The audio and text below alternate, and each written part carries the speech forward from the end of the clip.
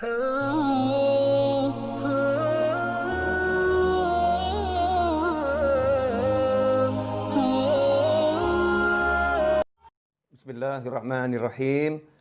Alhamdulillahirabbil alamin. Allahumma shalli wa sallim ala sayidina Muhammadin miftahi babi rahmatillah adada ma fi ilmillah salatan wa salaman daimaini bidawami mulkillah wa ala alihi wa sahbihi. Assalamualaikum warahmatullahi wabarakatuh.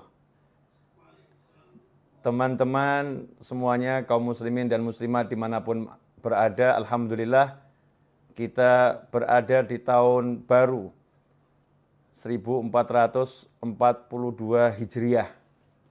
Di hari pertama bulan Muharram, mudah-mudahan kita semua bisa menjadi seperti bayi yang baru lahir. Ya, bayi yang baru lahir seperti kertas putih yang belum ada coret-coretannya. Maksudnya apa? Tidak punya dosa, tidak punya salah, karena sudah diampuni, dimaafkan oleh Allah Subhanahu wa taala. Amin Allahumma amin. Yang lewat biarlah sudah lewat. Yang sekarang yuk kita isi dengan kebaikan, dinikmati. Yang akan datang itu misteri, kita nggak pernah tahu bisa sampai atau tidak, maka pasang niat yang baik-baik. Ya, pasang harapan yang besar. Itulah cara melangkah setiap hamba Allah Ta'ala dalam mengarungi samudera kehidupan. Jadi orang hidup itu dikatakan oleh para ulama As-Sufi Ibnu Waqtih. Yang namanya Sufi, orang yang selalu mengolah hatinya dengan menghias lahirnya dengan berbagai kebaikan, menghias lahirnya dengan perintah-perintah Allah Ta'ala dan dijauhkan dari larangan Allah Ta'ala, menghias hatinya dengan keindahan-keindahan dan membersihkannya dari segala kotoran. Sufi yang seperti itu dikatakan Ibnu Waqtih, orang yang hidup di masa kini, bukan orang yang hidup di masa lalu. Banyak orang itu hidupnya di masa lalu. Ada pula orang yang hidupnya di masa depan. Dia nggak sadar kalau waktunya bukan nanti, waktunya bukan kemarin. Waktunya adalah sekarang. Ya, waktunya adalah sekarang. Ikhwani rahimakumullah, itu yang pengen saya jabarkan berkaitan dengan tema yang diangkat. Ya, yang ingin saya jabarkan. Mudah-mudahan saya diberi pemahaman, diberi ilmu, dan diberi kemampuan untuk mengamalkannya dan menyebarluaskannya. Begitu juga antum semua yang menyaksikan saya saat ini, mudah-mudahan dapat hal yang sama dan lebih. Amin. Ikhwani rahimakumullah, hidup bukan untuk berada di masa lalu. Jadi masa lalu itu cukup disadari, yang baik sekarang kita syukuri, yang buruk kita istighfari, minta ampun sama Allah Subhanahu wa taala. Caranya apa? Dengan menikmati masa sekarang. Jadi jangan sampai masa sekarang hanya untuk menyesali masa lalu. Wah, seandainya dulu, kalau dulu saya tidak begini, kalau seandainya, buang semua itu. Yang ada adalah sekarang, saat ini. Saat ini saya dikasih Allah sehat, saat ini saya dikasih Allah waktu, saat ini saya dikasih Allah banyak kenikmatan yang tak terkira. Saya akan pakai ini untuk membuat Allah senang.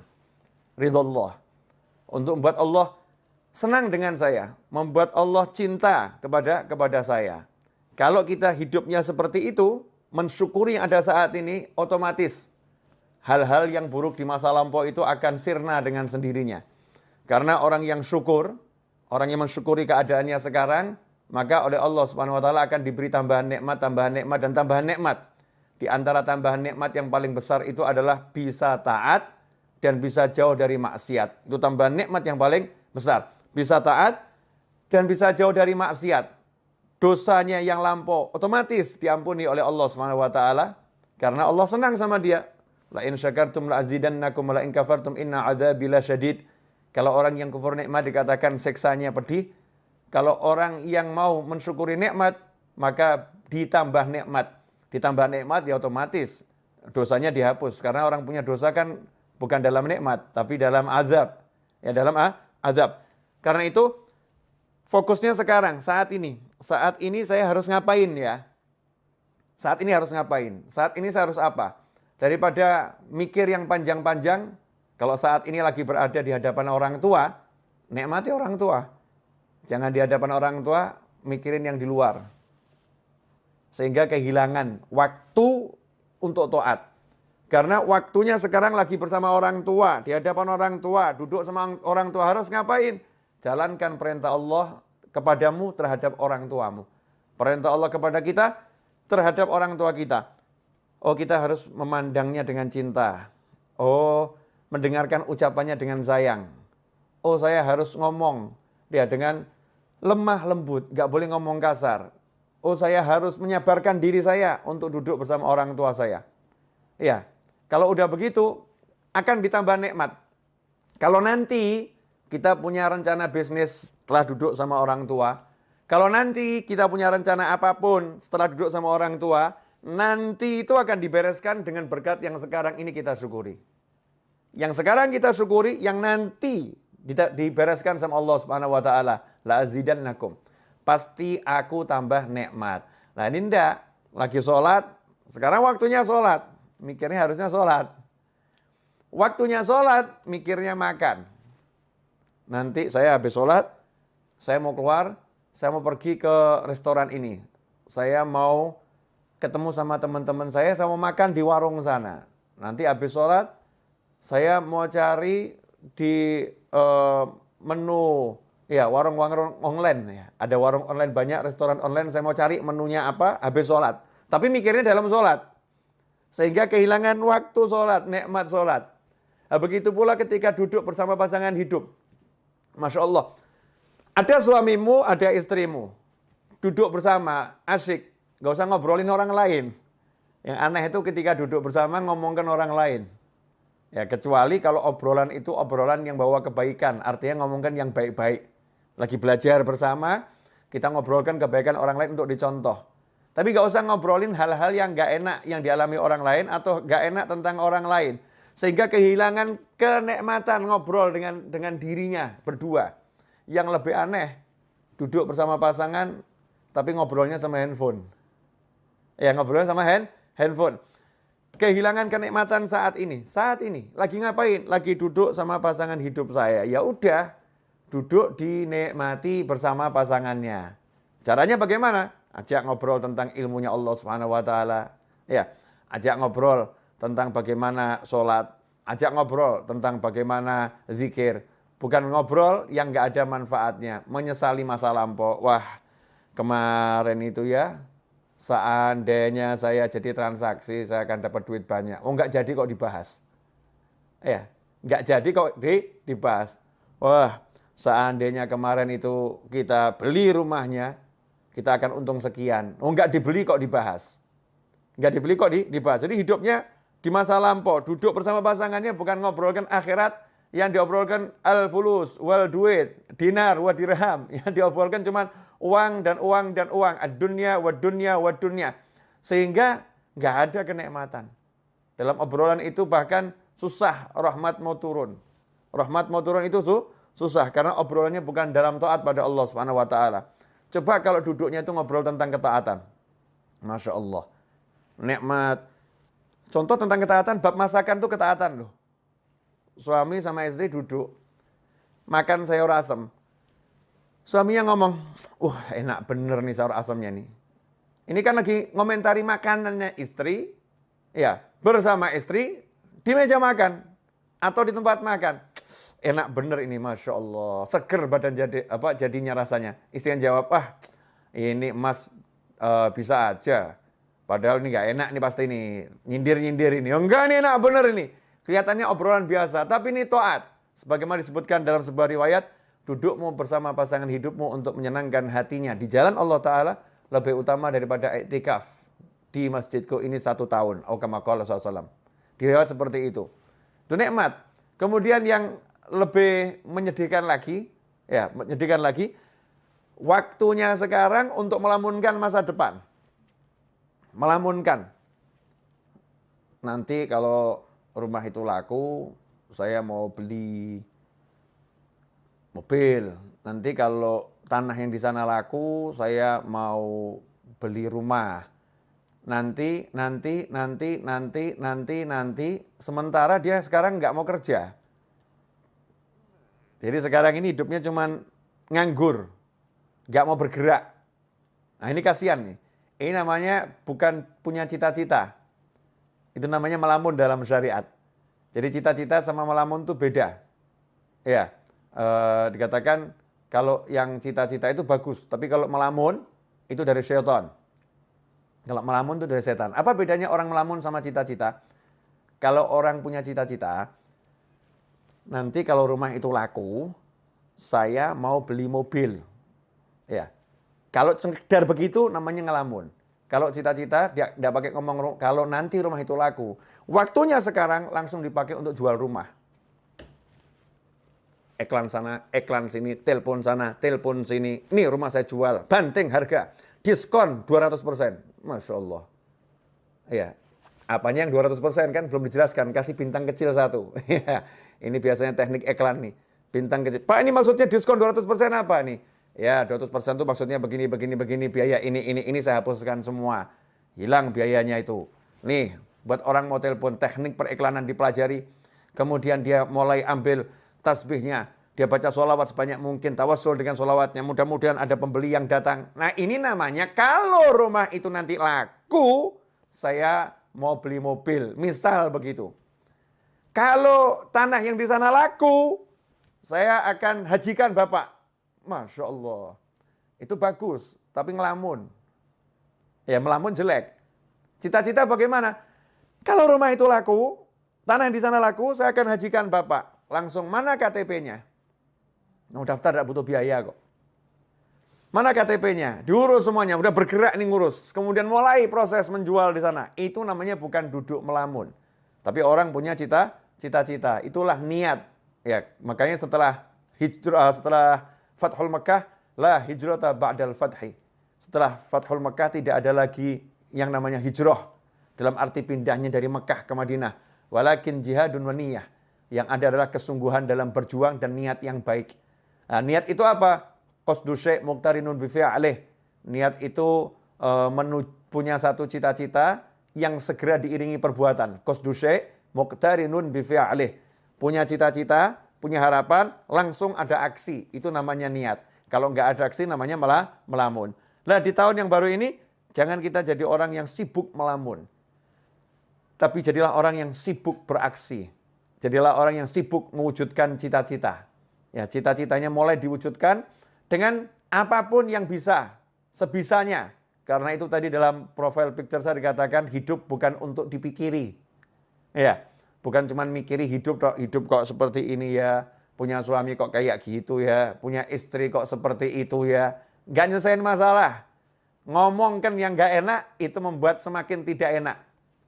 Memperbincangkan yang jelek membuat semakin jelek. Ya, memperbincangkan yang negatif menjadi energi yang negatif. Ngomong yang baik-baik maka menjadi yang baik. Ini yang ngomong bukan saya, yang ngomong Nabi Muhammad SAW. Man kana yu'minu billahi wal yaumil akhir fal yaqul khairan au liyasmut. Barang siapa iman, percaya, man kana yu'minu billahi wal yaumil akhir, kepada Allah dan hari akhir, fal yaqul khairan. Hendaknya dia ngomong yang baik. Ngomong yang baik. Kalau tidak bisa, diam saja. Bahkan sampai komentari makanan yang nggak enak itu nggak boleh. Kalau suka, makan. Ya. Kalau suka, makan. Kalau enak itu dikomentari yang positif. Kalau nggak enak, diam. Nggak usah dimakan. Udah diam, jangan dikomentari. Karena mengomentari makanan yang nggak enak itu nggak boleh. Ya mencela makanan itu nggak boleh. Tapi Habib, saya pengen ini masakannya jadi enak. Ini makanannya nggak enak. Gimana cara komentarinya? Ya, komentari yang cerdas. Yang saya syariat. Caranya gimana? Makanan ini enaknya luar biasa. Kalau garamnya dinaikkan sedikit. Ya, garamnya tambah sedikit, enaknya luar biasa. Positif. Bukan hal yang negatif. Itu yang diajarkan Nabi Muhammad SAW.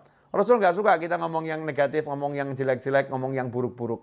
Ngomong yang buruk mendatangkan keburukan. Ngomong yang jelek mendatangkan kejelekan. Suasananya nggak enak. Ruhaniyahnya nggak enak. Karena itu ikhwani rahimakumullah, hidup bukan untuk dipikiri. Mikirin yang kemarin-kemarin apalagi, Masya Allah. Kemarin saya kok, sholat subuhnya terlambat ya. Dulu ya sholat subuhnya terlambat. Mikirin doang. Mikirin tok, ya, nggak ada manfaatnya. Bukan begitu caranya. Caranya apa? Cukup dengan satu kalimat dalam hati, kemarin saya banyak dosa, sekarang saya mau banyak taat, selesai. Jadi bukan waktunya habis untuk mikir, kemarin kok sholat subuh begini ya, kemarin ya sholat zuhurnya begini ya, kemarin mikir aja. Waktunya mikir yang tadi itu, kalau udah untuk aksi, Masya Allah. Langsung dia banyak sholat sunnahnya. Ditanya sama orang, kenapa kamu banyak sholat sunnah? Wah, sholat saya yang dulu-dulu tidak beres nih. Ini sunnahnya buat nambah ini. Kemudian dia qadha sholatnya. Qadha, kenapa kamu qadha sholatmu? Wah, dulu saya sering subuh nggak sholat ini. Sekarang saya mau qadha sekarang ini. Saya mau qadha sekarang. Jadi bukan hidup dalam lamunan, tapi hidup dalam aksi. Kalau udah hidup kita dalam aksi ketaatan, maka hidup itu akan penuh dengan kenikmatan. Kalau hidup dalam aksi ketaatan, maka hidupnya akan penuh dalam kenikmatan. Karena itu para ulama mengatakan nikmat yang kami rasakan dalam hati ini, nikmat yang kami rasakan dalam hati, kalau para bisnismen, para raja, para penguasa mengerti nikmat yang kami rasakan, mereka akan berjuang untuk merebutnya dari kami dengan apapun yang bisa mereka lakukan. Kalau tahu ya, mereka akan merebutnya dengan apapun yang bisa mereka lakukan. Ya, tapi karena mereka nggak tahu, dan toh kalau tahu juga nggak bisa. Kenapa? Tempatnya di hati. Gimana mau merebut hati? Susah. Yang di hati mau diambil tuh susah, nggak bisa. Bisanya dengan cara melakukan hal yang sama. Kalau mau merasakan nikmat yang dimiliki oleh para aulia usholihin, nikmat yang dimiliki orang-orang soleh, ya tiru aja yang dilakukan orang-orang soleh. Nikmati apa yang dinikmati orang-orang soleh. Orang soleh nikmatnya duduk berzikir, tiru duduk berzikir. Orang soleh nikmatnya duduk baca Al-Quran, tiru duduk baca Al-Quran. Orang soleh nikmatnya duduk cari ilmu, tiru duduk cari ilmu. Orang soleh nikmatnya bersedekah, tiru ya hidup bersedekah. Orang soleh nikmatnya membantu orang lain, tiru bantu orang lain. Dan seterusnya dan seterusnya. Nanti Allah Ta'ala akan memberi kita rasa nikmat seperti beliau-beliau.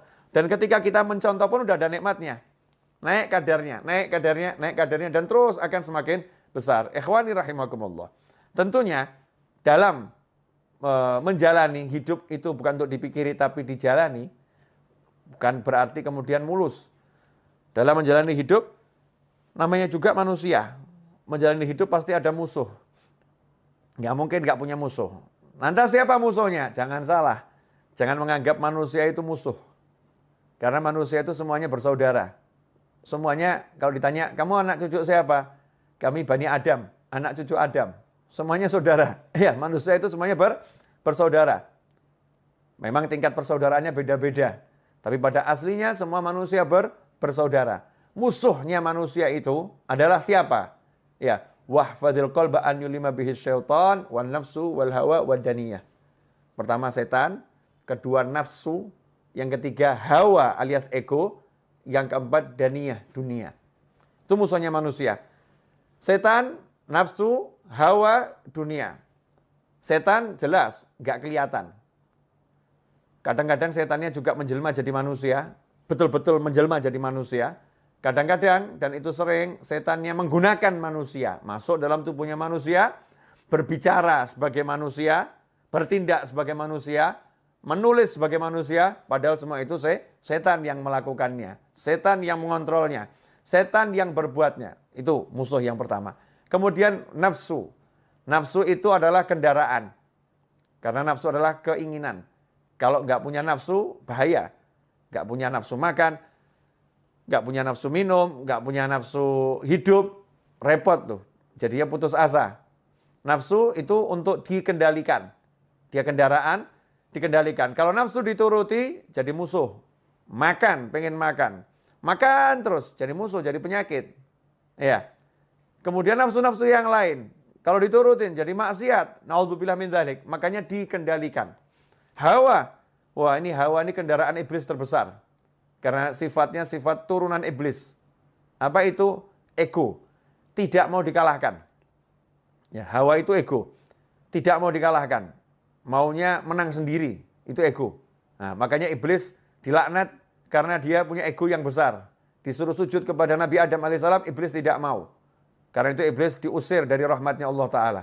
Dibuang dari rahmatnya Allah Ta'ala. Nggak dapat rahmatnya Allah Ta'ala. Karena itu dikatakan iblis dilaknat. Kenapa? Karena dengan egonya dia nggak mau sujud, dia sombong kepada Allah Subhanahu Wa Ta'ala. Sombongnya itu dengan tidak mau menjalankan perintah Allah untuk sujud kepada Nabi Adam alaihissalam. Ini ego. Nah kalau kita jadi muslim jangan dikendalikan ego. Nggak mau dikalahkan. Jadikan ego kita tuh ego yang baik. Ya, saya kalau baca Al-Quran nggak mau ada yang mengalahkan saya ini. Saya mau paling hebat sendiri baca Al-Qurannya. Tapi kalau ada yang mengalahkan senang, alhamdulillah ya. Ternyata dia lebih hebat dari saya. Jangan sampai egonya ego yang negatif, nggak mau dikalahkan. Misal, biasa ngurusin masjid. Masjid sebelah kok ngundang ustadznya ustadz nasional yang jamaahnya banyak. Masjid kita ngundang ustadz itu, ustadznya nggak mau datang. Egonya muncul, nggak mau dikalahkan. Buat segala macam cara, kalau di tempat saya nggak bisa, di tempat dia juga harus nggak bisa. Ya, akhirnya membuat berbagai fitnah. Gimana caranya biar pengajiannya batal? Ini ego yang buruk. Naudzubillah min dzalik. Di kantor, ya, nggak mau dikalahkan jabatannya dengan kawan-kawannya. Dengar kok ada satu kawannya naik pangkat, mau diletakkan di jabatan yang lebih tinggi.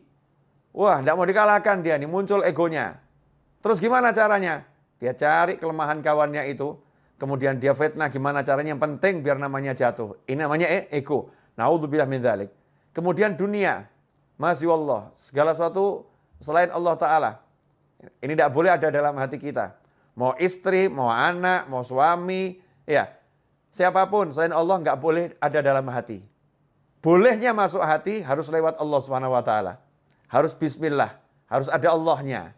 Anak ada dalam hati karena Allah. Mencintainya karena Allah. Menyayanginya karena Allah. Makanya begitu anaknya nggak mau sholat, orang tuanya harus marah. Ya, orang tua harus marah. Nah, itu namanya karena Allah Subhanahu Wa Ta'ala. Pasangan hidup, istri. Istri kalau menghalangi suami untuk bakti sama orang tuanya, suaminya harus marah. Nggak bisa, saya tidak bisa mencintaimu mirip orang tua saya. Apalagi lebih. Mirip saja nggak bisa. Nomor satu, cinta saya harus orang tua saya. Begitu Allah saya ngajarin saya. Begitu Allah saya perintahkan saya. Dimasukkan istri ke dalam hati juga karena Allah Subhanahu Wa Ta'ala. Pekerjaan boleh masuk dalam hati kalau karena Allah Subhanahu Wa Ta'ala. Ini saya mau cari nafkah. Pekerjaan ini penting untuk berikan nafkah kepada keluarga saya yang halal. Tapi karena Allah nggak takut kehilangan pekerjaan. Karena Allah kok. Ya kalau emang dia harus hilang, nanti kan Allah akan mendatangkan yang lain pekerjaannya. Ya Allah akan kasih yang lain. Semua dikembalikan karena Allah. Kalau udah punya seperti itu, menghadapi manusia model apapun, hidup untuk dijalani. Ketemu yang seperti apapun, yang penting pasang niat yang baik, pasang niat yang besar, kemudian jalani tanpa harus difikiri. Nanti gimana ya? Kira-kira saya bisa dapat rezeki besar nggak ya? Kira-kira nanti saya dipecat nggak ya? Nanti lagi yang dibicarakan. Nggak usah bahas nanti, sekarang kamu syukuri, sekarang kamu nikmati. Habib, Ustadz, Kiai, sekarang saya jadi pengangguran, barusan di PHK. Salah, kamu bukan pengangguran. Tapi kamu dipindahkan dari satu lapangan pekerjaan ke banyak lapangan pekerjaan yang lain. Tadinya kamu cuma kerja di satu kantor, sekarang kamu di PHK, berarti kamu punya kantor unlimited. Karena kamu bisa buat kantor model apapun. Yang jadi masalah, kamu mau nggak? Ya, kamu mau atau tidak? Kamu menganggap dirimu pengangguran atau dirimu adalah orang yang punya kesempatan kerja lebih besar? Terserah, itu pola pikir kita masing-masing. Mau mikir yang benar atau mikir yang salah. Kalau udah bisa gitu, enak itu. Dimanapun kita hidup, yang ada adalah asyik. Karena orang yang syukur itu nggak akan berada dalam sengsara. Orang yang syukur selalu dalam nikmat dan nikmat dan nikmat dan nikmat. Ikhwani rahimakumullah. Nah, merdeka. Ya itulah orang yang merdeka. Orang yang merdeka itu seperti ketika Pak Karno dan Bung Hatta serta tokoh-tokoh nasional, para ulama memproklamirkan kemerdekaan. Maaf, belum ada negara yang mengakui secara tertulis Indonesia sebagai negara. Belum ada. Kalau mikir gitu, kapan merdekanya? Ini kita belum kontak ke negara-negara lain loh. Ada yang dukung enggak ya? Nanti kira-kira gimana ini kalau setelah kita proklamirkan seperti apa ya? Kalau mikir begitu nggak pernah merdeka Indonesia. Tapi langsung pekik merdeka diteriakkan, 17 Agustus 45 diproklamirkan, ya merdekalah kita. Setelah itu baru kita urus. Bergerak, menjalani kehidupan kemerdekaan. Pasang niat yang besar menjadi bangsa yang merdeka. Hasilnya apa? Merdeka. Ada kurang lebih 10 negara memberikan dukungan atas kemerdekaan Indonesia. Diawali Palestina, Mesir, Yaman, Saudi Arabia, dan seterusnya. Bisa kita baca di sejarah kemerdekaan bangsa kita ini. Ikhwani rahimakumullah. Ya, itulah cara berpikir orang yang sudah mengerti. Ya, sudah mengerti bahwasanya hidup itu untuk dijalani bukan dipikiri, tentu dengan niat-niat yang baik. Nah, kemerdekaan ini pada hakikatnya adalah bebas dari penjajahan. Sementara saat ini kita sebagai pribadi manusia, kita sendiri nggak bebas dari penjajahan nafsu. Masya Allah. Penjajahan nafsu, misal nafsu merokok. Nafsu merokok. Dikasih tahu sama dokter, Bapak ini sakit paru-paru, agak berat Pak, harus berhenti merokok. Kalau Bapak lanjutkan, nyawa Bapak bisa melayang.